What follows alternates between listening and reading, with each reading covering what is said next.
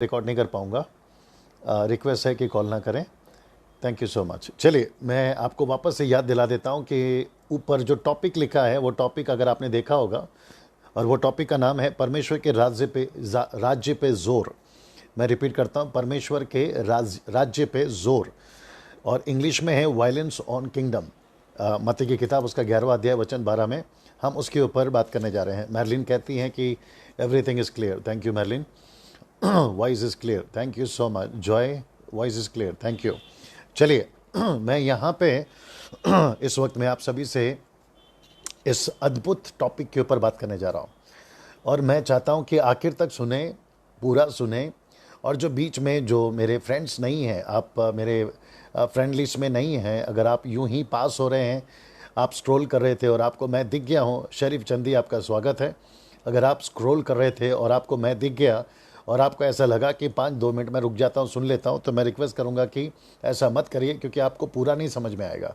सो मैं आपको इनवाइट करता हूँ, खास करके मुंबई के लोग, पुणे के लोग, नागपुर के लोग, आप सभी को मैं स्वागत करता हूँ इस अद्भुत टीचिंग को सुनने के लिए। भारत के जितने भी लोग हैं, पाकिस्तान से हैं, नेपाल से हैं, मॉरिशस से हैं, साउथ अफ्रीका से हैं, और अभी बहुत सारे कंट्रीज़ जुड़ रहे हैं, मैं उनका धन्यवाद देता हूँ। काफ़ी कॉल्स आते हैं, मैसेजेस आते हैं। आप क्या कहते हैं, इटली से हैं, यूके से हैं, यूएसए से हैं, आप सभी का प्रीत मसीह जी बहुत बहुत धन्यवाद, आपका स्वागत है जी। Hello man of God, thank you so much brother. चलिए सो मैं यहाँ पे स्टार्ट करने जा रहा हूँ, और मैं चाहता हूँ कि आप लोग बड़े ध्यान से सुने और प्रभु आपको आशीष देने पाए। थैंक यू प्रीत जी, मैं भी आपको मिस करता हूँ। गॉड ब्लेस यू ना। मैं रिपीट करता हूँ कि आज का जो टॉपिक है वह है परमेश्वर के राज्य पर जोर, वायलेंस ऑन किंगडम। मत्ती की किताब उसका 11वां अध्याय वचन 12। आइए सुनते हैं सबसे पहले वचन क्या कहता है। मेरे साथ में ब्रदर प्रकाश हैं जो आपके लिए उसको पढ़ेंगे। जी मेरे साथ बने रहे जी। यूहन्ना बपतिस्मा देने वाले के दिनों से लिखा है, यूहन्ना बपतिस्मा देने वाले के दिनों से अब तक स्वर्ग के राज्य पे बलपूर्वक प्रवेश होता रहा है। देखिए शब्द को ध्यान दीजिए, बलपूर्वक प्रवेश हो रहा है, ठीक है ना। अभी ये जो मत्ती 11-12 है, इसको बहुत सारे लोगों ने अपने अपने तरीके से इंटरप्रेट करके, हो सकता है कलीसिया को सिखाया होगा, और मुझे नहीं पता कि उन्होंने क्या सिखाया, कि उसको क्या कहा है लोगों ने। लेकिन इसी का एक और ट्रांसलेशन है, या इसी का एक और हिस्सा है जो लूका की किताब 16:16 में लूक ने कैसे लिखा, आइए देखते हैं। तब जाकर मैं समझता मत्ती 11-12 क्लियर हो जाएगा। जी पढ़िए, मत्ती की लूका की किताब 16:16, the book of Luke chapter 16 verse 16। जी व्यवस्था और भविष्यवक्ता यूहन्ना तक रहे जी। उस समय से परमेश्वर एक मिनट, लिखा है उस समय से परमेश्वर का सुसमाचार सुनाया जा रहा है, और हर कोई उसमें प्रबलता से प्रवेश करता है। देखिए, तो इसका मतलब है कि अब यहाँ पे एक चीज तो क्लियर हो गई कि बड़े जोर के साथ और बड़े वायलेंस के साथ और बड़े प्रबलता के साथ परमेश्वर के राज्य में प्रवेश होने की बात हो रही है। तो कॉन्टेक्स्ट क्या है, बड़े ध्यान से सुनिएगा। कॉन्टेक्स्ट है कि परमेश्वर के राज्य में प्रवेश करना कैसे, सुसमाचार सुनने के द्वारा, दूसरा मन फिराने के द्वारा। तो यहां पे लिखता है जितने भविष्यवक्ता है उस समय से यूहन्ना बपतिस्मा देने वाले तक का, क्योंकि मत्ती 11:11 में लिखा है कि सबसे बड़ा भविष्यवक्ता यूहन्ना है। तो यूहन्ना क्या प्रचार करता था और यीशु क्या प्रचार करते थे, आइए उसको भी देखते हैं, फिर कॉन्टेक्स्ट क्लियर हो जाएगा कि परमेश्वर के राज्य में बलपूर्वक प्रवेश कैसे करते हैं, और ये कौन है जो परमेश्वर के राज्य में बलपूर्वक प्रवेश करते हैं, और इतना वायलेंस क्यों है, इतना जोर क्यों है, इतना दबाव क्यों है, इतनी कठिनाई से जाने की बात यीशु मसीह क्यों कर रहे हैं। आइए उसके ऊपर जरा ध्यान देते हैं। पहले पढ़ते हैं मत्ती की किताब उसका 3 अध्याय वचन 2, जहां पे यूहन्ना बपतिस्मा देने वाले ने, आइए देखते हैं इसको कैसे लिखा। जी मन फिराओ जी, क्योंकि स्वर्ग के राज्य निकट आ गया है। वापस पढ़ना ब्रदर। मन फिराओ, लिखा है मन फिराओ क्योंकि स्वर्ग का राज्य निकट आ गया है। और अभी मत्ती की किताब 4:17 पढ़िए। जी जी, मत्ती की किताब 4:17। उस समय से यीशु ने प्रचार करना, लिखा है उस समय से यीशु मसीह ने प्रचार करना, और यह कहना आरंभ बड़े किया, ध्यान से सुनिए, कहता है ये कहना आरंभ किया, मन फिराओ, क्योंकि स्वर्ग का राज्य निकट आ गया है। तो इसका मतलब है कि जो यूहन्ना है वह भी प्रचार कर रहा है स्वर्ग का राज्य आ गया है, यीशु भी प्रचार कर रहा है स्वर्ग का राज्य आ गया है। यूहन्ना कहता है मन फिराओ, यीशु कहता है मन फिराओ, लेकिन यहां पे बात हो रही है परमेश्वर के राज्य में प्रवेश करने में जोर क्यों लग रहा है, परमेश्वर के किंगडम में इतना वायलेंस क्यों हो रहा है, इतना दबाव क्यों हो रहा है, इतनी जोर जबरदस्ती क्यों हो रही है। ये पॉइंट है यहां पर, मेरा सब्जेक्ट भी वही है कि परमेश्वर के राज्य पर जोर क्यों है, why there is a so violence in the kingdom of God और on the kingdom of God. तो इसका मतलब है कि यहां पे यीशु मसीह भी प्रचार करते आए थे मन फिराओ, जॉन द बैप्टिस्ट भी जो है यही प्रचार कर रहा था मन फिराओ। तो इसका मतलब है यूहन्ना के समय से लेकर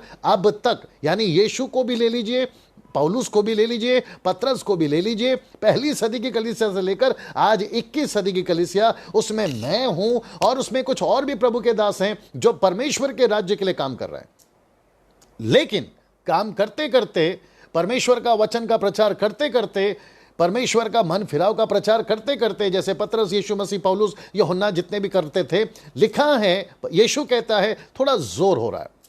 बड़े ध्यान से सुनिएगा कि बड़ा जोर हो रहा है। मैं चाहता हूं कि आप इसको समझें कि जोर क्यों हो रहा है और ये जो जोर है ना, ये कौन ला रहा है। आइए उसको समझने की हम कोशिश करते हैं। तो मैं चाहता हूं कि मैं आपको जल्दी से एक आयत पे लेके चले जाऊं जहां पे यीशु मसीह ने किसी शास्त्री फरीसियों को कुछ ऐसा कहा जहां पे मत्ती 11:12 थोड़ा सा क्लियर हो जाएगा और आपका लूका 16:16 भी क्लियर हो जाएगा। आइए पढ़ते हैं मत्ती की किताब, उसका 23वां अध्याय, वचन 13 से 14। जी, हे कपटी शास्त्रियों, बड़े ध्यान से सुनिएगा, यीशु ने कहा हे कपटी शास्त्रियों, हिपोक्रेट्स, कपटी का मतलब है हिपोक्रेट्स, हे शास्त्रियों जी, और फरीसियों, तुम पर हाय। तुम पर हाय, इंग्लिश में कहते हैं वो, मतलब हाय जी, तुम मनुष्यों के लिए हाँ, स्वर्ग के राज्य का द्वार बंद कर देते हो। देखिए ये कौन है जो परमेश्वर के राज्य के द्वार को बंद कर देते हैं? शास्त्री और फरीसी। बात किसकी हो रही है? परमेश्वर के राज्य की। बात किसकी हो रही है? मन फिराकर स्वर्ग में जाने की बात। यहां पर यीशु ने कह दिया कि तुम परमेश्वर के राज्य के द्वार को बंद करते हो। आगे सुनिए जी, न तो स्वयं ही उसमें प्रवेश करते हो लिखा है ना तो खुद उसमें जाते हो, न उसमें प्रवेश करने वालों को प्रवेश करने देते। तो इसका मतलब क्या है कि जो मन फिराकर परमेश्वर के राज्य में जाना चाहता है, जो मन फिराकर सच्चाई से चलना चाहता है, जो मन फिराकर चर्च जाना चाहता है, जो मन फिराकर परमेश्वर के पवित्र शास्त्र को पढ़ना चाहता है, बड़े ध्यान से सुनिएगा, कुछ ऐसे लोग तब भी थे, कुछ ऐसे लोग अब भी हैं जो परमेश्वर के लोगों के लिए, परमेश्वर के राज्य में जाने के लिए रुकावट का कारण बन रहे हैं। और इसी वजह से यीशु ने कहा कि उनको बड़ी कठिनाई से, उनको बड़े ताकत लगाकर, उनको बड़े फोर्स के साथ में परमेश्वर के राज्य में प्रवेश करना होगा। Can you believe that? एक जगह पर प्रचार चल रहा है कि हमको मुफ्त में मिला है। जी हां, हमको मुफ्त में मिला है। एक जगह में प्रचार चल रहा है कि हमको अनुग्रह के द्वारा उद्धार हुआ है। कोई गलत नहीं है, बिल्कुल सही हो रहा है। लेकिन यहां पे प्रश्न ये उठ रहा है कि क्या उद्धार पाने के बाद हम स्वर्ग तक पहुंच जाएं? ये जो जर्नी है ना, ये स्वर्ग तक पहुंचने की जर्नी, परमेश्वर के राज्य तक पहुंचने की जर्नी के बीच में कुछ ऐसे शास्त्री बैठे हैं, कुछ ऐसे गलत शिक्षाएं बैठी हैं, कुछ ऐसे फरीसी बैठे हैं, कुछ ऐसे पाखंडी बैठे हैं, कुछ ऐसे गलत सिखाने वाले लोग बैठे हैं जो उनको परमेश्वर के राज्य में जाने से रोक सकते हैं। वापस पढ़ना और ध्यान से सुनिए जी, जी 14 वापस पढ़िए। हे कपटी शास्त्रियों और फरीसियों, तुम पर हाय, तुम विधवाओं के घरों को खा जाते हो। मैंने कहा मत्ती की किताब, उसका 23 का 13 से पढ़ो चलो। हे कपटी शास्त्रियों जी और फरीसियों जी, तुम पर हाय, तुम मनुष्यों के लिए स्वर्ग के राज्य का द्वार बंद कर देते हो, न तो स्वयं ही उसमें प्रवेश करते See that? ना तो खुद प्रवेश कर रहे हो और न प्रवेश करने वालों को प्रवेश करने देते हो। तो इसका मतलब है वो कैसे प्रवेश को रोक रहे? वो कैसे उनको जाने से मना कर रहे? उनकी बातों से। वो कुछ ऐसा प्रचार कर रहे थे तब भी, और कुछ लोग आज भी प्रचार कर रहे हैं अब भी, और वो परमेश्वर के लोगों को परमेश्वर के राज्य में जाने से रोक रहे हैं। इसलिए यीशु ने कहा मत्ती 11:12 में कि परमेश्वर के राज्य में बलपूर्वक प्रवेश हो रहा है। अब आप समझे, मेरा वापस कहना है कि कुछ लोग ऐसी बातें ला रहे हैं जिसके चलते आज मसीहत में, परमेश्वर के राज्य में प्रवेश करने के लिए बड़ी कठिनाई हो रही है।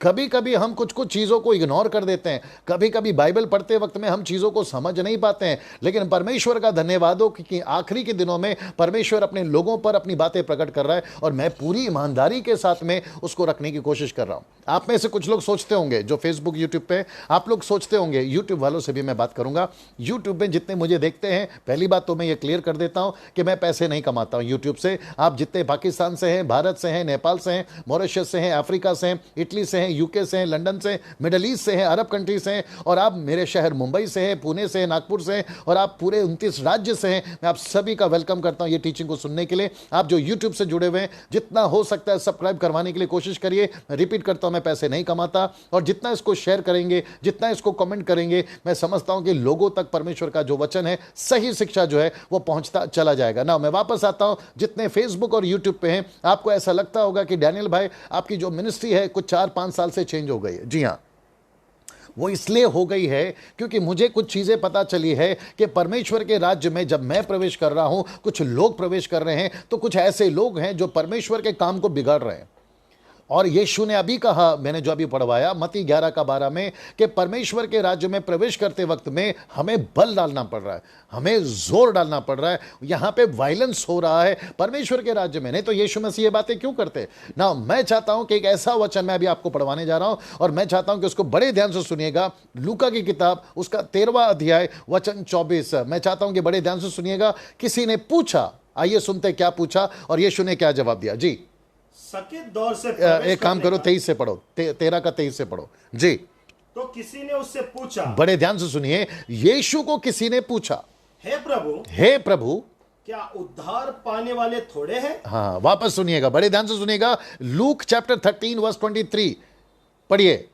तो किसी ने उससे पूछा, हे प्रभु, क्या उद्धार पाने वाले थोड़े हैं? सी दैट, क्या उद्धार पाने वाले थोड़े हैं?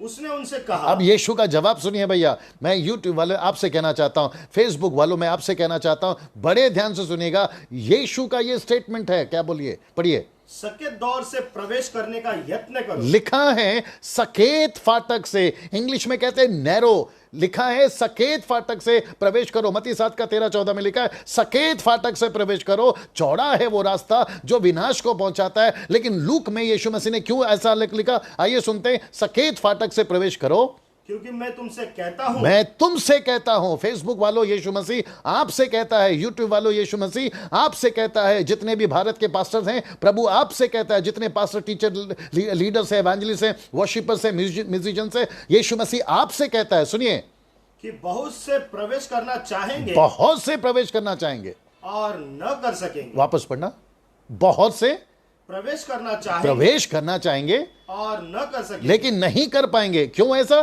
क्योंकि आपको मैंने अभी पढ़वाया था लूका की किताब उसका 23:13 में, वहां वापस पढ़ना, लूका 23:13, इसका कनेक्शन है सर।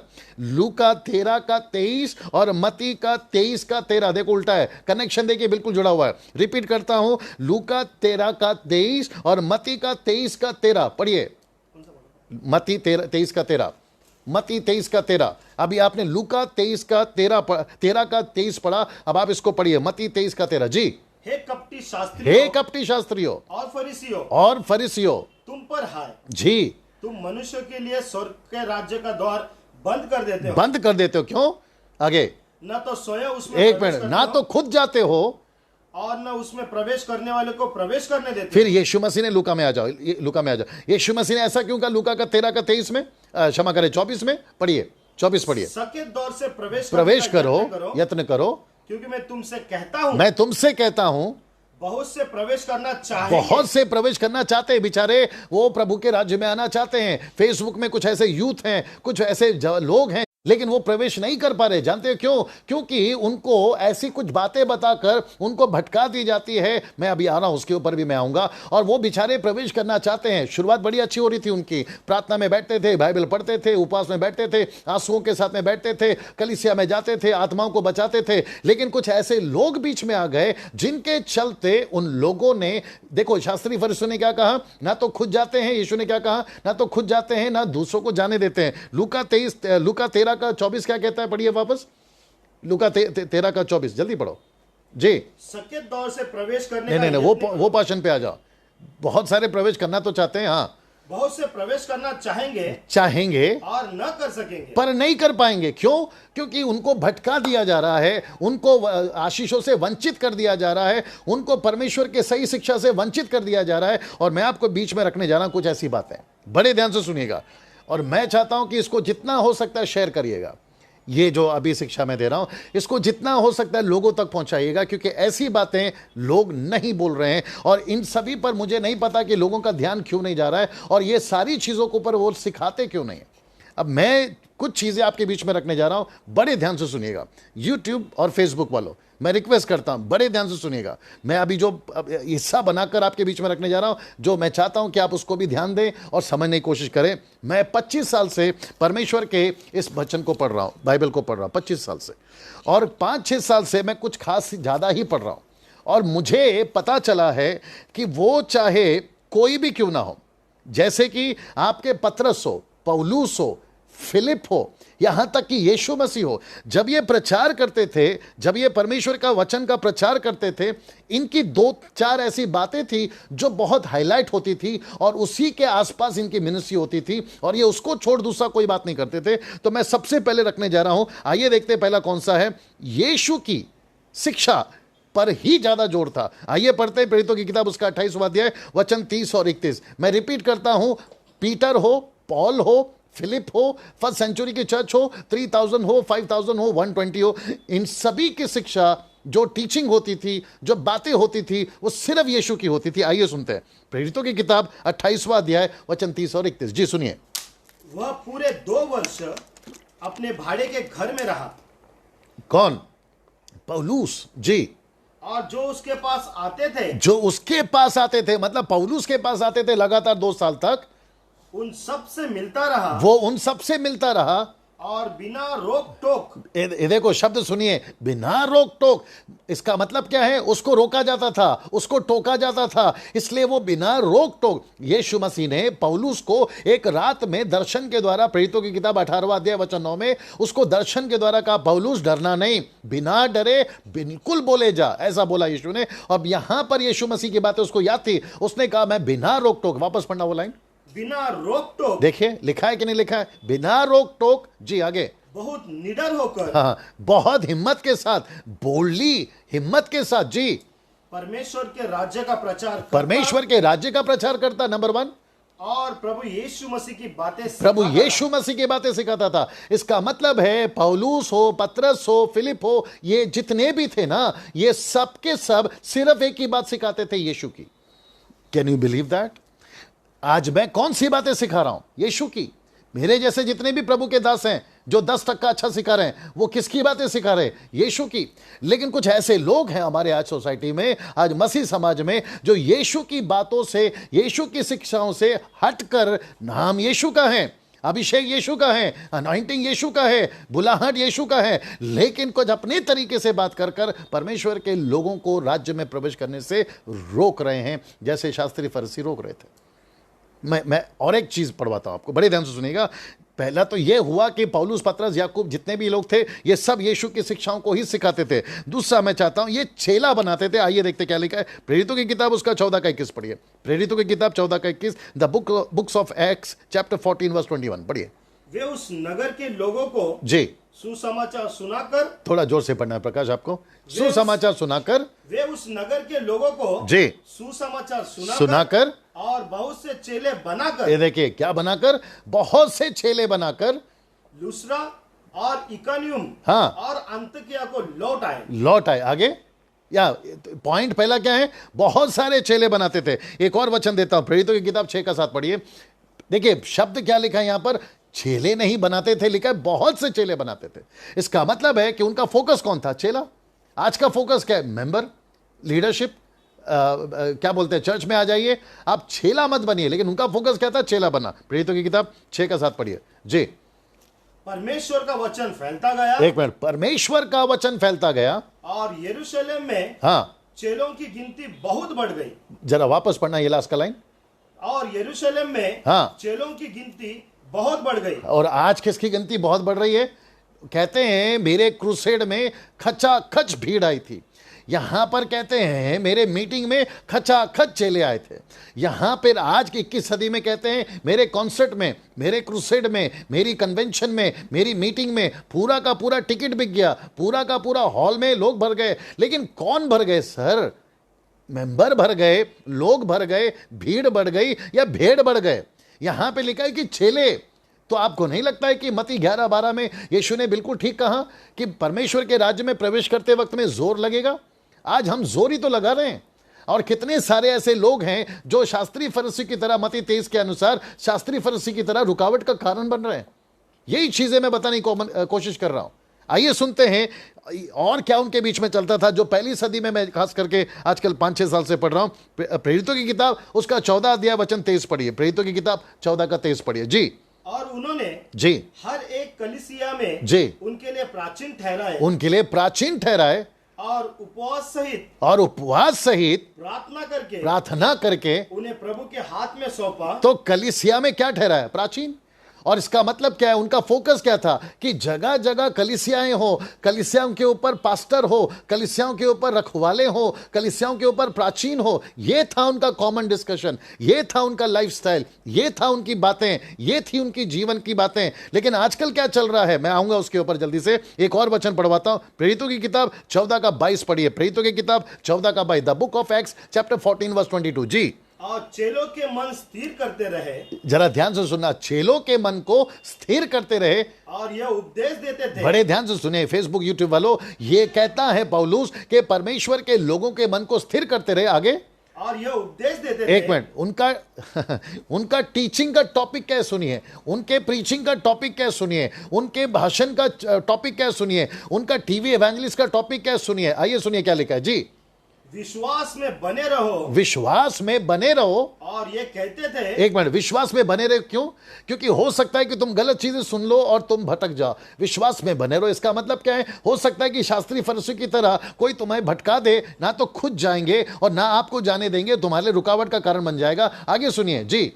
हमें बड़े क्लेश नहीं, फिर से आओ, विश्वास में बने रहो, फिर से आओ जी। कि विश्वास में बने रहो, एक, विश्वास में बने रहो। और ये कहते थे हमें बड़े क्लेश उठाकर लिखा देख रहे हैं आप लोग, हमको बड़ा दुख उठाकर, बड़े क्लेश उठाकर, सताव के साथ में, पत्थर खाकर, चोट खाकर, ठंड में, गर्मी में, पैसा हो या ना हो, एसी हो या ना हो, लग्जरी लाइफ हो या ना हो, पॉकेट में पैसे हो या ना हो, घर में सब कुछ ठीक हो या ना हो, ये सारी चीजों का क्लेश उठाकर परमेश्वर के राज्य में प्रवेश करना होगा। See that?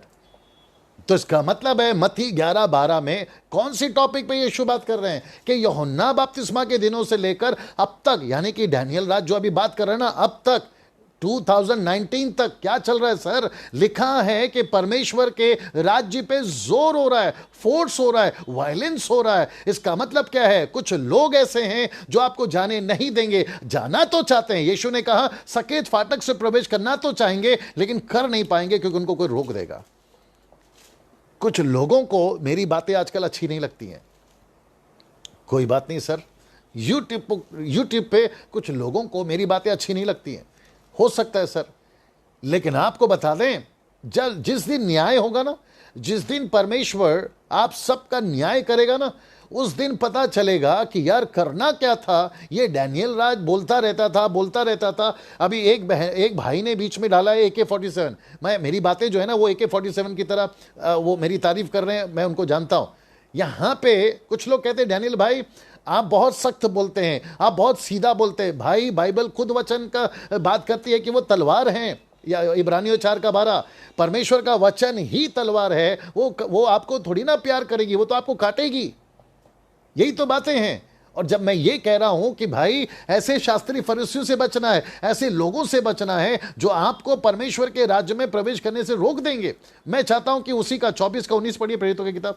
देखिए यहां पर क्या घटना घटी है, मैं आपको बताता हूं पौलुस के साथ में क्या हुआ है। उसी का प्रेरितों की किताब 14 का 19 पढ़िए। आइए सुनिए यहां पर क्या लिखा हुआ है जी।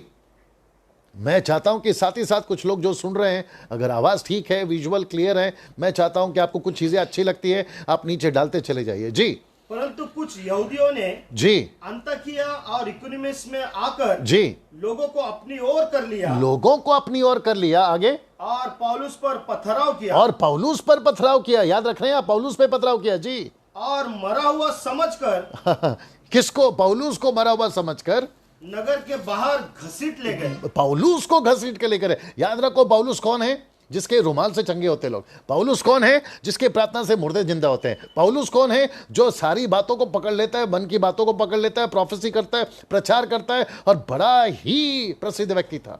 ऐसे व्यक्ति को मार पड़ रही है, ऐसे व्यक्ति को पीटा जा रहा है, ऐसे व्यक्ति को पथराव किया जा रहा है। अगर वो मार खाकर चुपचाप, आगे पढ़ना क्या लिखा, उसने मोर्चा निकाला या वो चुपचाप से रह गया, वो भी पढ़िए। पर जब चेले उसके चारों ओर आ खड़े हुए, उसके चेले जब उसके चारों ओर आ खड़े हुए, तो वो उठकर नगर में गया। एक मिनट, वो उठकर कोर्ट में गया, वो उठकर पुलिस स्टेशन में गया। वो अपने चेलों के साथ में झंडा नारा लगाकर उसने कहा कि अभी हमको पौलुस को मारा है, अब हम सरकार के पास जाएंगे, अब हम पुलिस के पास जाएंगे, अब हम उनको नहीं छोड़ेंगे, हम जो है न्याय मांग के रहेंगे। कॉन्स्टिट्यूशन हमारा भी है, धर्म का प्रचार, यीशु का प्रचार करना हमारा जो है अधिकार भी है। ऐसा नहीं किया ना सर उसने। वो उठकर पढ़ना वापस पढ़ना। नगर में गया, वो नगर में गया और दूसरे दिन बरनबास के साथ में निनवे को चला गया। वे उस नगर के लोगों को, बड़े ध्यान से सुनिए, वो नगर के लोगों को सुसमाचार सुनाने लगे और बहुत से चेले बनाए। चोट लगी है, खून निकल रहा होगा, उसका चेहरा सूजा होगा, आंख सूजी होगी, उसके बॉडी पे दर्द हो रहा होगा, लेकिन अगले ही दिन वो प्रचार में लग गया सर। लेकिन आजकल क्या चल रहा है? अगर एक थप्पड़ किसी पास्टर को मार दिया या किसी एवेंजलिस्ट को मार दिया या फिर उसको जो है कुछ तकलीफ दे दी या चर्च जला दिया, तो मोर्चा निकल रहा है। मैं आपको बता रहा हूं, ये स्ट्रीट फाइट्स है। ये जो अभी चल रहा है ना, थप्पड़ मारना और आपको लेके जाके तकलीफ दे देना, ये स्ट्रीट फाइट्स है। अभी तक तो भयानक चीजें नहीं हुई है, और जिस दिन ये हो जाएगी, मेरा प्रश्न है फिर आप क्या करोगे सर? यीशु खुद कहता है सर, लूका की किताब उसका 6वां अध्याय वचन 22-23 में, जिस दिन तुम्हें मार पड़े, उस कहता है उछलो, आनंद के साथ उछलो। नहीं लिखा है एक गाल पे मारे दूसरा गाल दे दो। लेकिन यहां पे क्या चल रहा है? अगर हमको मारा है, हमारे सेवक को मारा है, हम नहीं छोड़ेंगे, मोर्चा निकालेंगे। मैं आपको बताऊं, मरने के लिए तैयार हो जाओ। यीशु मसीह के लिए मरने के लिए तैयार हो जाओ। यीशु मसीह के लिए दुख उठाने के लिए तैयार हो जाओ। यीशु मसीह के लिए अगर आपको पीटा जाए तो उसके लिए तैयार हो जाओ। आपको आपका राशन मिले या ना मिले, आपका पैसा मिले या ना मिले, आपको परमेश्वर के राज्य के लिए, मैं फिर कहता हूं, परमेश्वर के राज्य पे जोर हो रहा है। परमेश्वर के राज्य पे जोर हो रहा है। There is a violence in the kingdom of God. आप सभी को समझना बहुत जरूरी है कि परमेश्वर का राज्य मजाक नहीं है, परमेश्वर का कार्य मजाक नहीं है। आप गॉड मर्सी ऑन मी, आप यीशु मसीह के ऊपर मेहरबानी नहीं कर रहे प्रभु में आके। भैया, आप जो सेवक बन गए हैं ना, आप जो प्रभु के दास बन गए हैं ना, आप परमेश्वर के ऊपर आकर मेहरबानी नहीं कर रहे हैं। परमेश्वर चुटकियों में काम कर सकता है अपना। परमेश्वर मुंबई को चुटकियों में बदल सकता है। परमेश्वर Nagpur, Pune, AP, KP, MP, Goa, Jammu Kashmir, आपका यूरोप कंट्री, आपका अफ्रीकन कंट्री, आपका अमेरिकन कंट्री, आपको चुटकियों में परमेश्वर बदल सकता है। लेकिन उसने आपको एक फेवर दिया है, उसने आपको एक मौका दिया है। परमेश्वर गधी से बात करवा सकता है। क्या बात कर रहे हैं सर आप? बिलाम को अक्ल देने के लिए परमेश्वर ने गधी का मुंह नहीं खोला। परमेश्वर ने योना को मछली के द्वारा नहीं बचाया, एलिया को कौवे के द्वारा खाना नहीं खिलाया, 5000 की भीड़ को छोटे बच्चे के द्वारा नहीं खिलाया। आपको नहीं लगता कि परमेश्वर कुछ भी कर सकता है? जरा सोच के देखिए, परमेश्वर ने अगर ये मौका आपको दिया है, जितने मुंबई वाले, बड़े ध्यान से सुनना, मुंबई शहर उसने आपको दिया है, मुझे दिया है। नागपुर उसने आपको दिया जो नागपुर के लोग हैं, पुणे को आपको दिया जो पुणे के लोग हैं।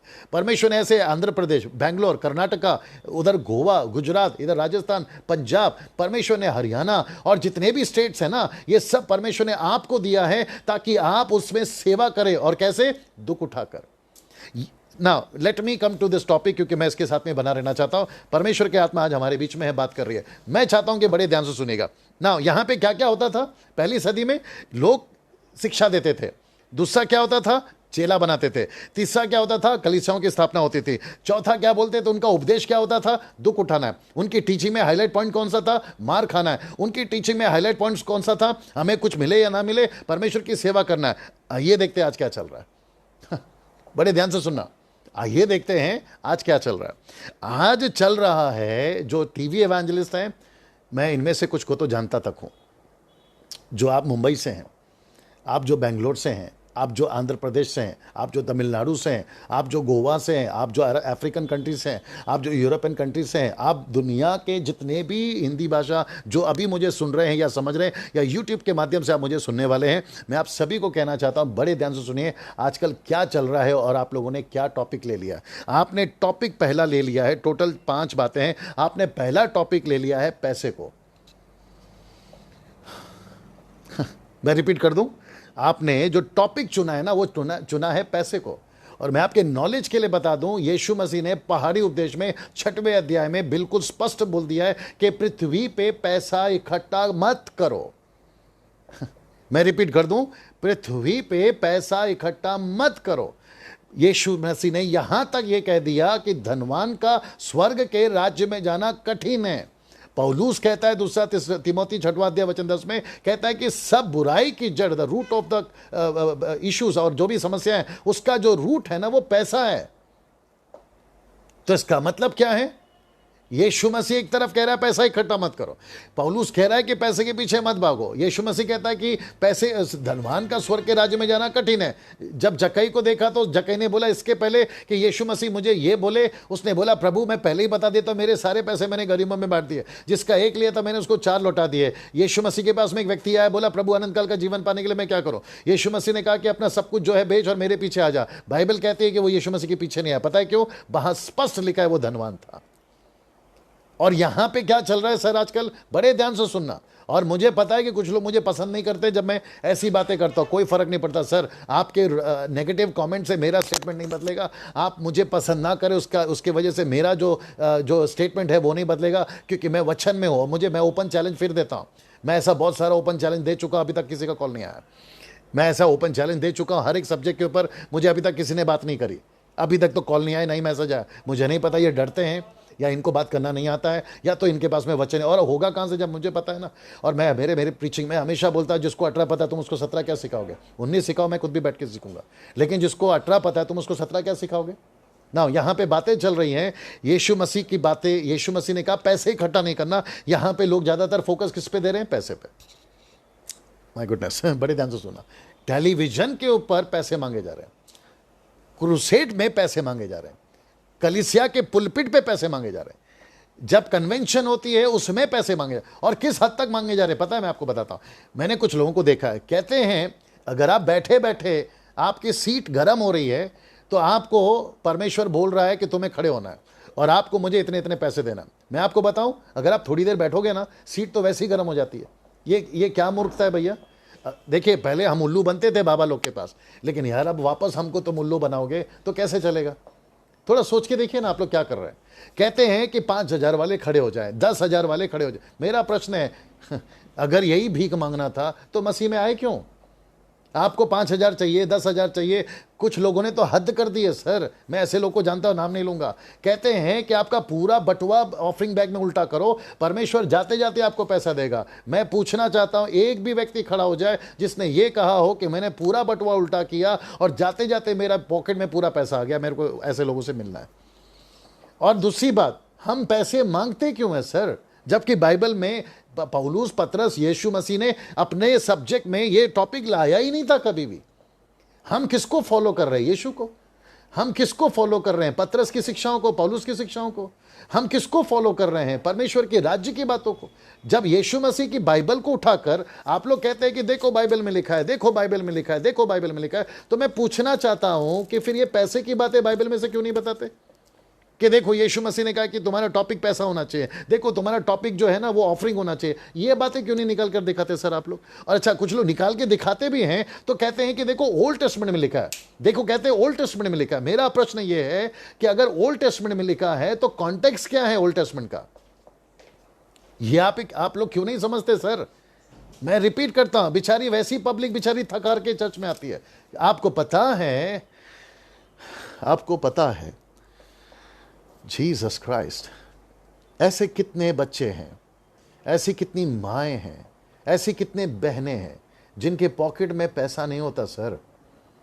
10 रुपया पैसा नहीं होता है वापस बस टिकट लेकर घर पहुंचने के लिए। और ऐसे कुछ सेवक लोग हैं जो उनसे पैसे मांगते हैं। मुझे कितने कॉल आते हैं कि डैनियल भाई कभी कभी हम इतने शर्मिंदा हो जाते हैं कि हमारे पास पैसा नहीं होता है और ये सेवक लोग पुलपिट पे से खड़े होकर कहते हैं कि तुम्हारा पैसा दे दो। मैं आपको बताऊं कितने बच्चे ऐसे हैं जिनके पास में स्कूल का फीस नहीं है, कितने ऐसी माएँ हैं जिनके घर पे राशन नहीं होता है। पता है क्यों? क्योंकि वो जो है ना, जिस चर्च में जाते हैं, जिस मीटिंग में जाते हैं, वहाँ का जो वक्ता, वहाँ का जो पास्टर होता है ना, वो इतना मोटिवेशनल वचन को आउट ऑफ कॉन्टेक्स्ट में लेके जाके वचन का प्रचार करके वो इनको इतना फंसा देते हैं। कोई अपने गले का मंगलसूत्र, कोई अपने गले का चेन, कोई अंगूठी, कोई कान का, ये सब उतार कर वो ऑफरिंग बैग में डाल कर आते हैं इस आशा से कि उनका परमेश्वर, जैसे ये सेवक बोल रहा है, उनको घर पर आकर उनको पैसे मिल जाएंगे। सर, आपको पता है क्या हो रहा है? उनको पैसे नहीं मिलते हैं। हम ये क्यों सिखा रहे हैं सर? हम उनको ये क्यों नहीं सिखा रहे हैं? पौलुस, पतरस या यीशु मसीह की शिक्षाओं को क्यों नहीं दे रहे हैं? ये कहते हुए कि जाइए प्रभु का काम करिए, जाइए वचन का प्रचार करिए, जाइए चेला बनाइए, जाइए प्रभु के राज्य को बारे में सोचिए। और परमेश्वर कहता है पहले तो मेरे राज्य की खोज करो, मैं तुम्हें सारी चीजें दे दूंगा। सर, ये इसके ऊपर आज का फोकस क्यों नहीं आ रहा है? और मैं वापस कहता हूं, there is a violence in the kingdom of God. परमेश्वर के राज्य में जोर पड़ रहा है सर। मैं कुछ चीज़ें और रखूंगा जो शैतान भी काम कर रहा है। आपको पता है आजकल क्या चल रहा है? परमेश्वर काम कर रहा है, लेकिन लूसीफर भी अपना काम कर रहा है। परमेश्वर अपने सेवक तैयार कर रहा है तो लूसीफर भी अपने सेवक तैयार कर रहा है। फेसबुक वालों, यूट्यूब वालों, बड़े ध्यान से सुनिए। परमेश्वर भी काम कर रहा है, लूसीफर भी काम कर रहा है। यीशु भी अपने चेले बना रहा है, लूसीफर भी अपने चेले बना रहा है। यीशु भी अपनी शिक्षा ला रहा है, लूसीफर भी अपनी शिक्षा ला रहा है। यीशु मसीह भी अपने दान दे रहा है, लूसीफर भी अपना दान दे रहा है। चाहिए तो मैं प्रूफ दे रहा हूं आपको। आइए सुनते क्या लिखा है। 2 कुरिन्थियों 11वां अध्याय, यहां से पढ़िएगा प्रकाश 14 से। 2 कुरिन्थियों 11 अध्याय वचन 14 से पढ़िए।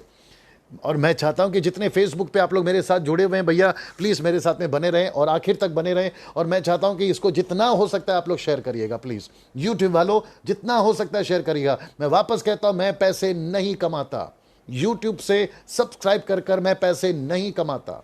ये सब कुछ फ्री है, मुझे पैसे नहीं मिलते। पढ़िए सर, थोड़ा जोर से पढ़िए। अचंभे की बात नहीं लिखा है, ये कुछ अचंभे की बात नहीं है, क्योंकि शैतान, लिखा है कि शैतान आप भी ज्योतिर्मय स्वर्गदूत का रूप धारण करता है। शैतान भी स्वर्गदूत का रूप धारण कर सकता है। आगे, इसलिए यदि उसके एक मिनट, इसीलिए यदि उसके सेवक, किसके सेवक? लूसीफर के सेवक धर्म के सेवकों का रूप धारण करे। आप समझ रहे? धर्म के सेवक का मतलब पता है आपको? यीशु मसीह के सेवक जैसा, यीशु मसीह के पौलुस जैसा, यीशु मसीह के पतरस जैसा, पास्टरों की तरह, एवेंजलिस्ट की तरह, बाइबल टीचर की तरह। मैं सख्त खिलाफ हूं ऐसे लोगों के, ऐसे सेवकों के, ऐसे पास्टर के जो लूसीफर की ओर से हैं। मैं उसके सख्त खिलाफ हूं। और बिल्कुल सटीक पता चल जाता है कि कौन किधर से आया। एक आत्मिक व्यक्ति दूसरे व्यक्ति को पता लगा लेता है कि क्या चीजें आ रही है। मैं रिपीट करता हूं, बड़े ध्यान से सुनिएगा। लिखा है कि इसमें कोई आश्चर्य नहीं है। पढ़ना वापस शुरू से, वही वाला अभी जो पढ़ा।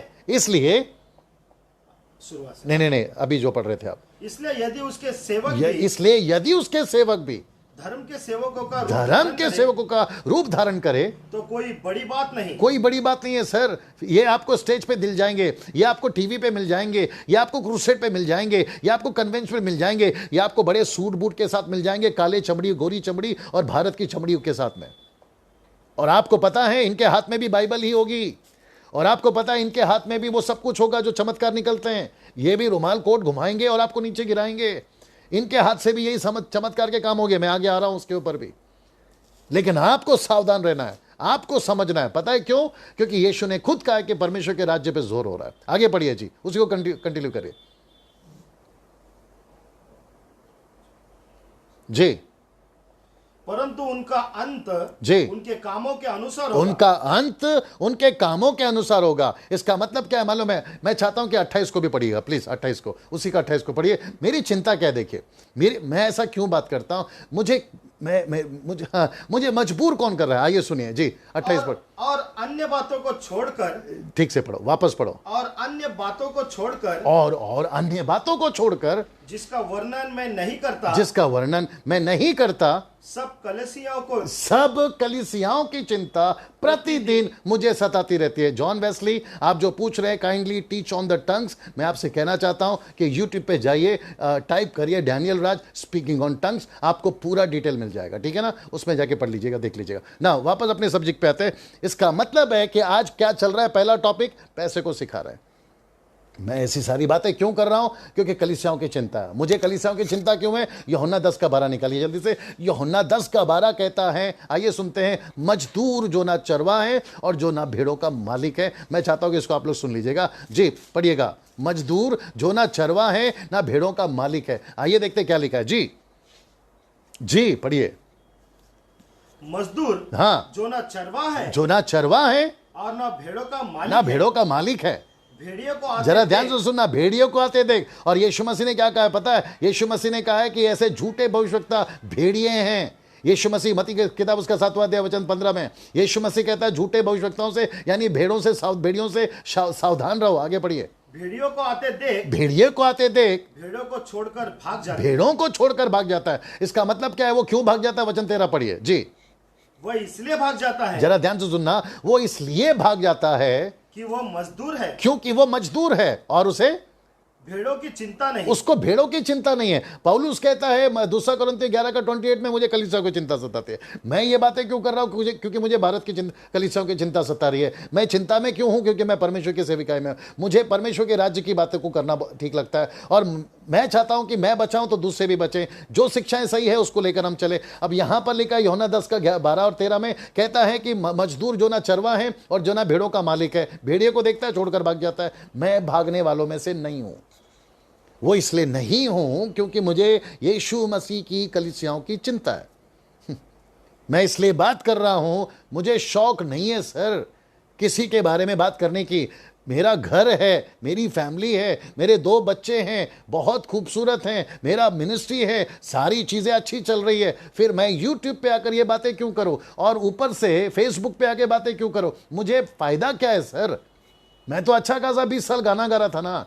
मेरे पास में तो सारी की सारी सुविधाएं थी। मैं तो पूरा इंटरनेशनली फेमस हो गया था। आज जितने भी लोग जो स्टेज पे हैं ना, मैंने जगह खाली करी इसलिए आप लोग खड़े हैं सर। उनको भी अगर सुनाई दे रहा होगा तो उनको भी पता चलेगा। कुछ लोग आपको पता है क्या बोलते हैं? डैनियल भाई, पहले आपके साथ में जो लोग रहते थे वो अभी नहीं है। वो इसलिए नहीं है क्योंकि मैं बातें बोलना शुरू कर रहा हूं।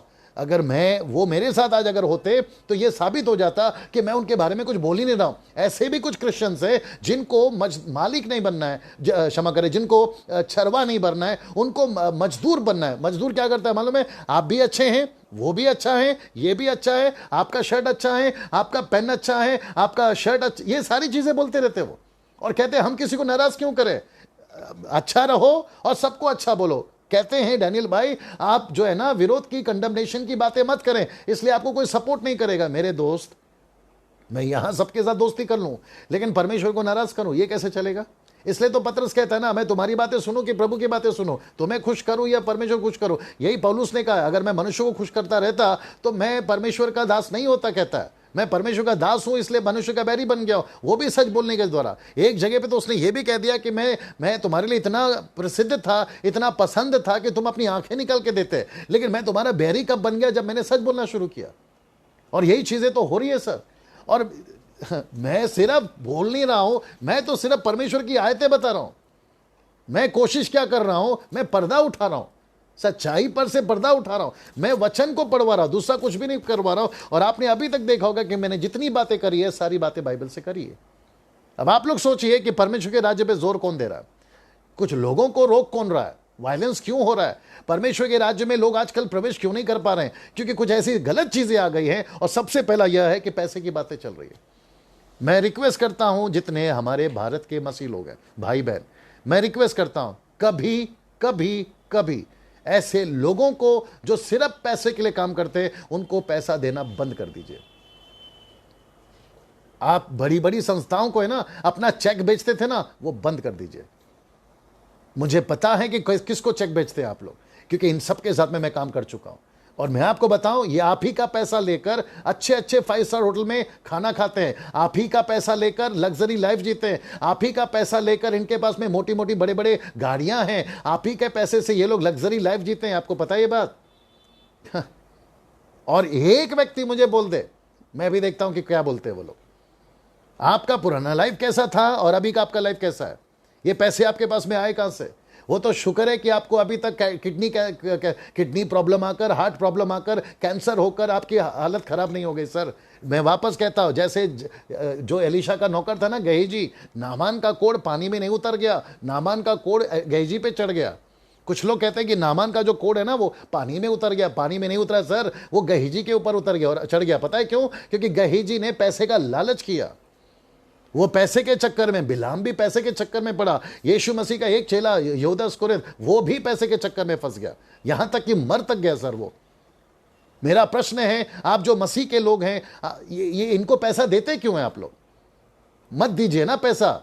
आप प्रभु के राज्य के लिए पैसा दीजिए और वहां दीजिए जहां काम नहीं हो रहा है। ऐसे गांव में पैसा दीजिए। मैंने एक आदमी के बारे में सुना, नाम नहीं बताऊंगा, कहते हैं कि उनका चर्च इतना बड़ा है, इतना बड़ा है, कहते हैं कि अगर उनको कहीं पे जाना होता है ना गाड़ी में, तो उनके चर्च के लोग कहते हैं कि पास्टर जी आप ये पेट्रोल पंप पे गाड़ी खड़ा कर दीजिए, आपको विदाउट पे, मतलब बिना पैसा दिए आपकी गाड़ी का जो है हम पेट्रोल भर देंगे।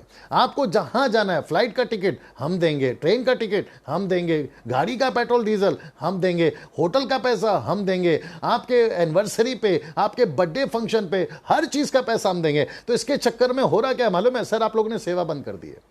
अब आप लोग थोड़े से मोटे हो गए हो, फैट बढ़ गया है, हिंदी में कहते हैं चर्बी बढ़ गया है, इंग्लिश में कहते हैं फैट बढ़ गया है, और उसके चक्कर में सेवा नहीं हो रही। डैनियल भाई आप ऐसा क्यों बोल रहे हैं? मैं आपको अभी बताता हूं। 2019 से सेवा चल रही है भारत में। थोमा आया था पहली सदी के 52वें साल में, तब से लेकर अभी तक हमने कितने टक्का जमा कर लिया सर? मात्र 3 से 4 टक्का, ज्यादा से ज्यादा 5 टक्का, बस। उसके अलावा हम कहां हैं सर? माइनॉरिटी में अभी भी हम लोग, अभी भी 6 लाख से भी गांव ज्यादा पड़े जहां सेवा नहीं चल रही है, और आप पड़े हुए पैसे के पीछे। अभी भी कितने सारे लोग हैं जिनको यीशु के बारे में नहीं पता, और आप पड़े हुए पैसे के पीछे। अगर यही तमाशा करना था सर, तो फिर हम लोग प्रभु में आए क्यों? बताइए। एक और चीज, ये रहा पैसा। दूसरा कहते हैं आशीष की बातें। मुझे नहीं समझ में आती है, यहां तक कि बाइबल के अंदर मुझे एक भी जगह पे ऐसा लिखा हुआ नहीं मिला मेरे 25 साल के पूरे बाइबल पढ़ने के मिनिस्ट्री में, जहां यह लिखा हो कि आपको पैसा, आशीष के लिए प्रार्थना करना है। मेरा ओपन चैलेंज है सर आप लोगों को, नेशनल हो या इंटरनेशनल हो, बाइबल टीचर हो या बाइबल प्रीचर हो या बाइबल का प्रिंसिपल हो, आप कोई भी हो, आपने बीएससी किया हो, आपने बाइबल डिग्री की हो, मैं ओपन चैलेंज देता हूं, मुझे यहां से कोई निकाल कर बता दे, ओल्ड हो या न्यू हो, आपको आशीष के लिए प्रार्थना करनी है। बल्कि मेरे पास में ऐसे कई वचन है जहां पर यह कहता है कि जो मसीह में वो ऑलरेडी आशीषित है, स्वर्गीय स्थानों में सारी प्रकार की आशीष दे दी है। इफिसियों 1:3, गलतियों का 3 अध्याय वचन 29 कहता है जो यीशु मसीह में वो अब्राहम का वारिसदार है। जब हमको पैसे, जीसस क्राइस्ट, जब हमको आशीषें मिल चुकी है, हम आशीष के पीछे भाग रहे क्यों हैं? मेरा यह प्रश्न है। पैसों का जिक्र नहीं करा है बाइबल में, पैसों के पीछे भाग रहे क्यों हैं? तीसरी चीज मैं आपको बताता हूं क्या चल रहा है, चमत्कार के पीछे भाग रहे हैं। हाँ, ये एक वचन पढ़वाता हूं मैं आपको, बड़े ध्यान से सुनिएगा। आपके लाइफ में कभी नहीं सुना होगा, आपके लाइफ में कभी नहीं पढ़ा होगा। फेसबुक वालों, यूट्यूब वालों, बड़े ध्यान से सुनिए। प्रकाशित वाक्य 16 का 14 पढ़िए। The book of Revelation chapter 16 verse 14। The book of Revelation chapter 16 verse 14 पढ़िए। यह चिन्ह दिखाने वाली जी दुष्टात्माएं हैं। वापस एक काम करो, यहां से पढ़ो, 13 से पढ़ो। फिर मैंने उस अजगर के मुंह से जी, और उस पशु के मुंह से और उस झूठे भविष्यवक्ता के मुंह से 3 अशुद्ध आत्माओं को मेंढकों के रूप में निकलते मतलब लूसीफर के मुंह से, एंटी क्राइस्ट के मुंह से, और वो जो झूठा नबी है ना उसके मुंह से 3 मेंढक। आगे पढ़ो। ये चिन्ह दिखाने वाली दुष्टात्माएं हैं। वापस। यह चिन्ह दिखाने वाली दुष्टात्माएं हैं। वापस। यह चिन्ह दिखाने वाली दुष्टात्माएं। तो इसका मतलब है कि ऐसी, जीसस क्राइस्ट, बड़े ध्यान से सुनना भैया, ऐसी दुष्टात्माएं हैं आज भी कलीसियाओं में जो मिरेकल्स परफॉर्म करती हैं। बड़े ध्यान से सुनिएगा, ऐसी स्पिरिट है कलीसियाओं में, ऐसी स्पिरिट आ गई है सेवकों में, ऐसी स्पिरिट आ गई है साउथ अफ्रीका में, याद रखिए साउथ अफ्रीका में ऐसी स्पिरिट आ गई है आज के कुछ लोगों में। अभी मैं किसी का वीडियो देख रहा था, नाम नहीं बताऊंगा, वो कह रहे थे कि साउथ अफ्रीका कॉन्फ्रेंस खत्म करके अब हम इंडिया आ रहे हैं, और वो कहते हैं कि इंडिया वालों तैयार रहो, हम यहां से बहुत सारी ब्लेसिंग ला रहे हैं, हम यहां से बहुत सारी मिरेकल्स ला रहे हैं। मेरा उन लोगों से कहना है, एक बार बाइबल को ठीक से पढ़ो।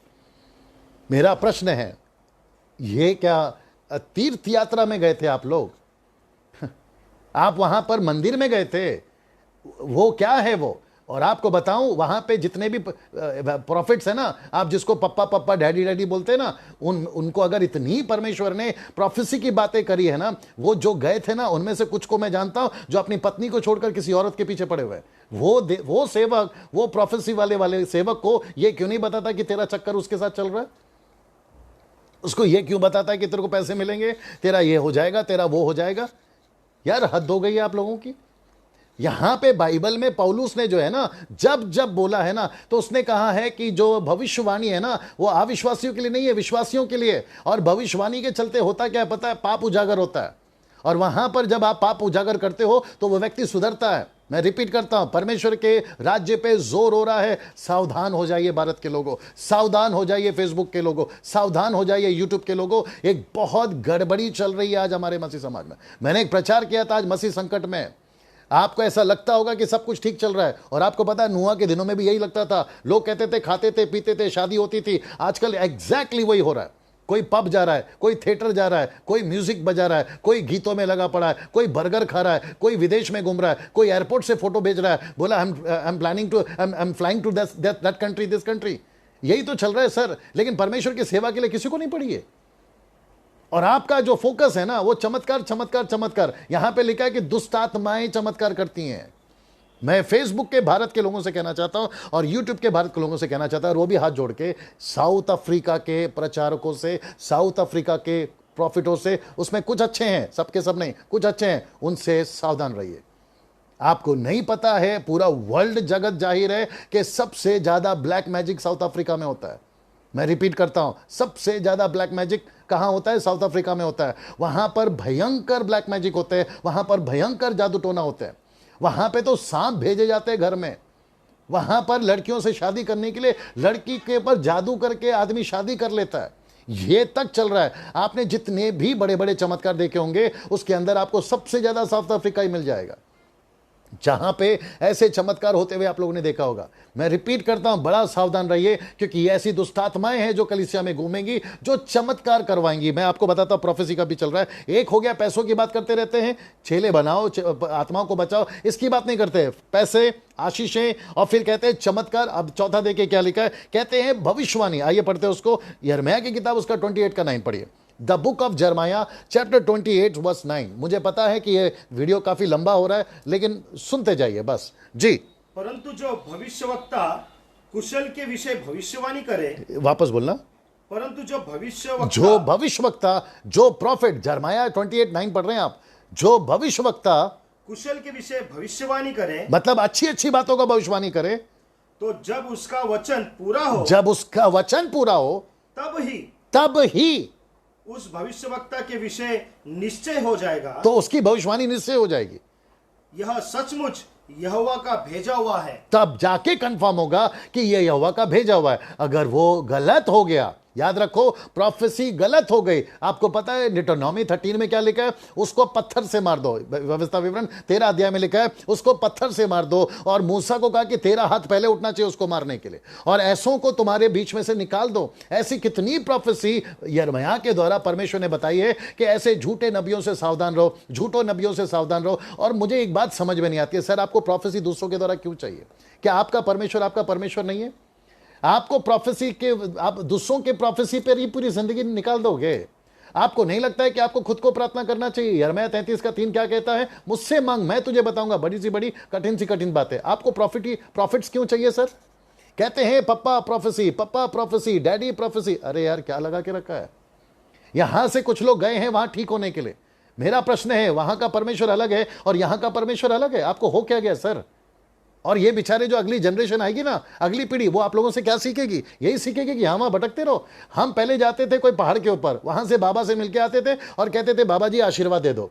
पेड़ के ऊपर चढ़ जाते थे, बाबा जी आशीर्वाद दे दो। कोई बड़े मंदिर में चले जाते थे, बाबा जी आशीर्वाद दे दो। आजकल क्या चल रहा है? पास्टर जी आशीर्वाद दे दो। ये क्या लगा के रखा है सर आप लोगों ने?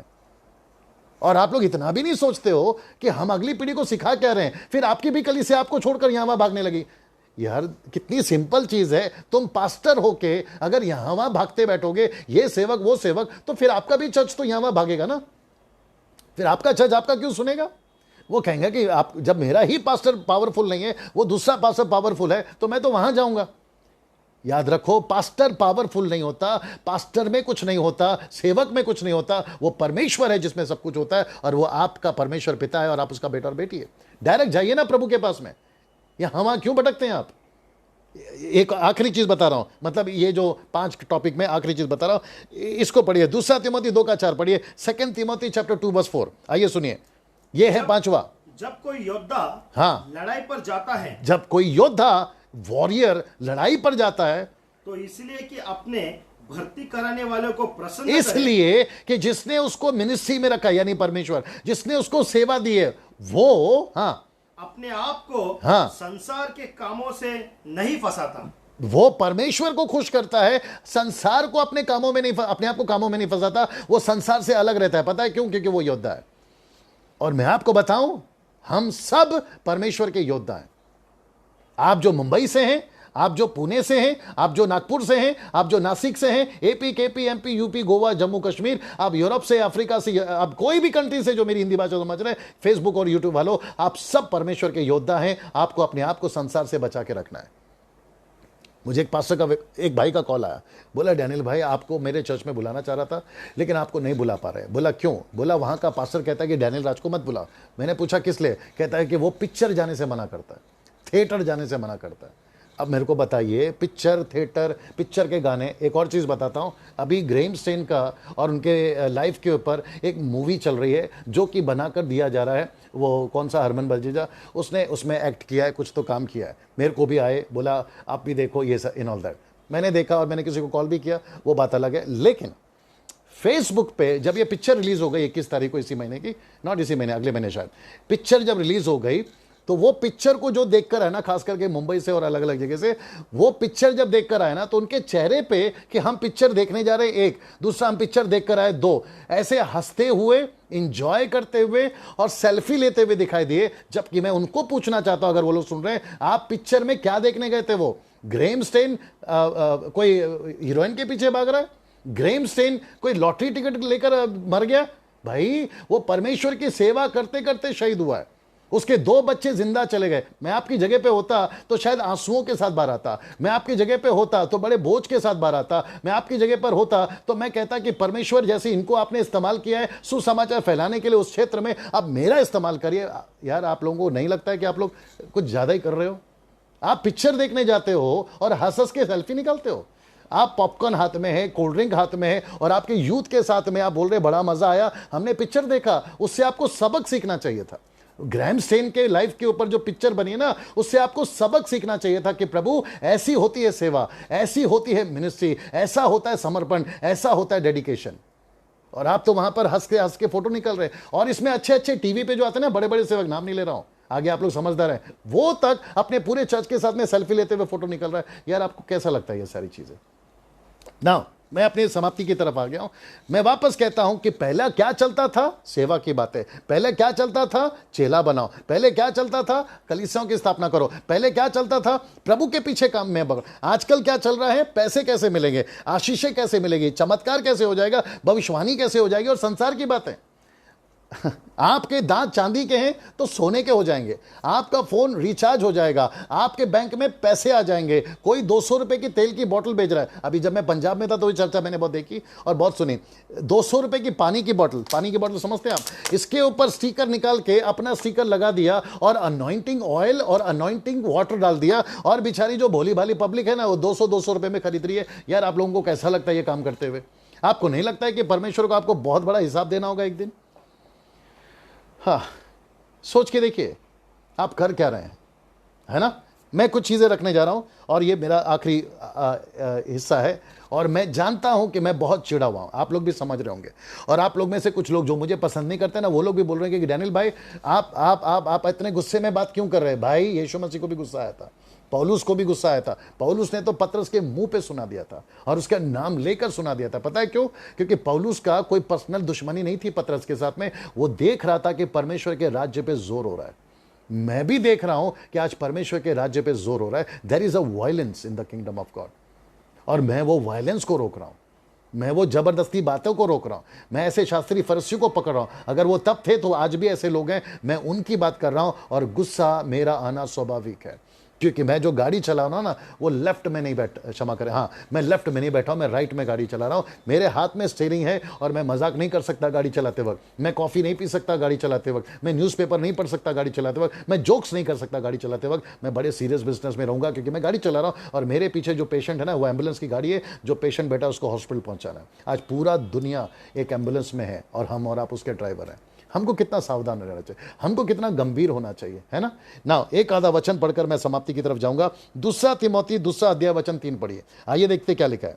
मसीह यीशु के अच्छे योद्धा के समान मेरे साथ दुख उठा। वापस, मसीह यीशु के हाँ, अच्छे योद्धा के समान, हाँ, मेरे साथ दुख उठा। तो यीशु मसीह, क्षमा करें, पौलुस ने क्या कहा तिमोथी को? पौलुस ने क्या सिखाया अपने लोगों को? पौलुस ने क्या सिखाई अपनी कलीसियाओं को? आज बाइबल में आप लोग क्या पढ़ते हैं? ये इसके ऊपर फोकस क्यों नहीं जाता कि परमेश्वर के योद्धा बनो? आप ये क्यों सिखाते कि कैसे आशीषित हो जाओ? आप ये क्यों सिखाते कि कैसे प्रोफेसी आएगी? ये क्यों सिखाते कि चमत्कार कैसे हो जाएगा? ये क्यों नहीं सिखाते कि तुम मसीह के योद्धा हो, अपने गांव में जाओ और दुख उठाओ और प्रचार करो और गांव को जीतो? आप ये क्यों नहीं सिखाते उनको? कमान कमान, ये क्यों नहीं सिखाते आप? आपको सिखाना चाहिए कि हम प्रभु के योद्धा हैं, we are the soldiers of Christ. हम ये क्यों नहीं सिखा रहे उनको? हम ये क्यों नहीं सिखा रहे कि दुख उठाना है? वापस पढ़ना उसको, देखिए क्या लिखा है जी। मसीह यीशु के, हाँ, मसीह यीशु के, हाँ, अच्छे योद्धा के समान जी मेरे साथ दुख उठा। तो इसका मतलब क्या है? पौलुस ने जब जब लिखा, याद रखिए, पौलुस ने बहुत सारी जगह पे लिखा है हम यीशु के योद्धा हैं, हम यीशु मसीह के वॉरियर्स हैं, हम यीशु मसीह के सोल्जर्स हैं। मैंने अपनी लड़ाई लड़ ली, मैंने अपनी कुश्ती लड़ी है, मैंने विश्वास की रखवाली की है, मेरे पास में जीवन का मुकुट रखा हुआ। ऐसा कितनी बार बोला सर उसने? मेरा एक प्रश्न है, आज बोल सकते हैं कुछ लोग, मैंने गांव को जीता है, मैंने अच्छी कुश्ती लड़ी है, मैंने विश्वास की रखवाली करी है, मैंने शहर को बचाया है? ये बोल सकते हैं आज के लोग? ये जितने वर्शिपर है ना जो गाना बना के घूम रहे हैं, ये जितने भी है ना जो कॉन्सर्ट कर रहे हैं, मैं उन सभी को पूछना चाहूंगा, बॉम्बे से हो, नागपुर से हो, पुणे से हो, आप कहीं से भी हो, मैं उनसे पूछना चाहूंगा, कोई गांव को जीता है? आपने एल्बम बनाई है 10-10, आपने एल्बम बनाए 10-10 वीडियोस बनाए होंगे, आपके आपके आपके जो यूट्यूब पे गाने चलते हैं ना, वो जो भी आप करते हैं, वो सारे कोई हिसाब नहीं पूछेगा यीशु मसीह। यीशु मसीह यही पूछेगा आत्माएं कितनी बचाए। Come on, see that. Now मैं चाहता हूं कि एक आखिरी वचन पढ़ेंगे, यूदा की किताब उसका 31 पढ़िए, फिर मैं उसके बाद समाप्त कर रहा हूं जी। पढ़िए यूदा, the book of Jude, chapter 1 verse 23 जी। और बहुतों को आग में से झपट कर निकालो। वापस पढ़ना। और बहुतों को आग में से झपट कर निकालो। वापस पढ़ना। और बहुतों को आग में से झपट कर निकालो। ये जो शब्द है ना, झपट कर, इसका मतलब क्या है पता है? हम सभी को, परमेश्वर के लोगों को जबरदस्ती उनको संसार में से खींच के निकालना है। जबरदस्ती विश्वासी जो फंस गए हैं उनको जबरदस्ती बाहर निकालना है। जो गलत शिक्षाओं में चले गए हैं जबरदस्ती झपट के उनको बाहर निकालना है। पता है क्यों? उनको परमेश्वर के राज्य में प्रवेश कराना है, और क्योंकि जोर हो रहा है। मैं रिपीट कर रहा हूं, जोर हो रहा है। यीशु का विरोध क्यों हुआ सर? इसी वजह से। पौलुस का विरोध क्यों हुआ? इसी वजह से। पतरस का विरोध क्यों हुआ? इसी वजह से। मुझ जैसे सेवकों का विरोध भी क्यों होगा? इसी वजह से। और मेरा तो हो ही रहा है। फर्क नहीं पड़ता सर, कोई बात नहीं, क्योंकि मुझे हिसाब आपको नहीं, यीशु को देना है। और मुझे पता है कि मेरी आखिरी सांस इस पृथ्वी पे जिस दिन खत्म होगी, ये डैनियल राज जिस दिन पृथ्वी को छोड़कर जाएगा, जब ही भी छोड़कर जाएगा, मेरे यहां पे इतनी संतुष्टि होगी, इतना यकीन होगा, मेरा सर ऊंचा उठाकर मैं यीशु को देख पाऊंगा और मैं कहूंगा, प्रभु मैंने पृथ्वी पे आपके वचन के अनुसार काम किया है। मैं यही चैलेंज आपको देना चाहता हूं। मैं यही चैलेंज फेसबुक के लोगों को और यूट्यूब के लोगों को देना चाहता हूं। ऐसे जज्बे के साथ जीना शुरू करिए। मत भागिए पैसे के पीछे, मत भागिए चमत्कार के पीछे, मत भागिए भविष्यवाणी के पीछे। और जो लोग कह रहे थे ना कि हम आ रहे हैं इंडिया इस चमत्कार को लेके, ये लेकर आप आओ और आपके जैसे 50 आओ। यीशु मसीह अपने राज्य को तुम जैसे लोगों की वजह से बिगड़ने नहीं देगा। और उनमें से तो मैं कितनों को जानता हूं जिनके ना जाने कितने चक्कर हैं। और मुझे ताज्जुब इस बात का होता है कि उन लोगों ने आप लोगों के ऊपर वो वाला पोल क्यों नहीं खोला। ताज्जुब इस बात का, और खोलेंगे कहां से? ये बात अलग है, उसके ऊपर फिर कभी बात करेंगे। So thank you so much आप लोग जो इतना देर से सुन रहे थे। और मैं जानता हूं कि आप इसको शेयर करोगे, क्योंकि यहां पर मेरे कुछ लोग ऐसे हैं जो अच्छे लोग हैं और इसको शेयर करेंगे। आप सभी जो वॉच कर रहे थे अभी तक, आपको परमेश्वर खूब आशीष दे। मुझे पता है कि ये बहुत लंबा हुआ है, और फिर कभी हम इसके ऊपर और या अलग टॉपिक के ऊपर फिर कभी आएंगे। तब तक के लिए जय मसीह, परमेश्वर आपको आशीष दे। God bless you all. मिलेंगे।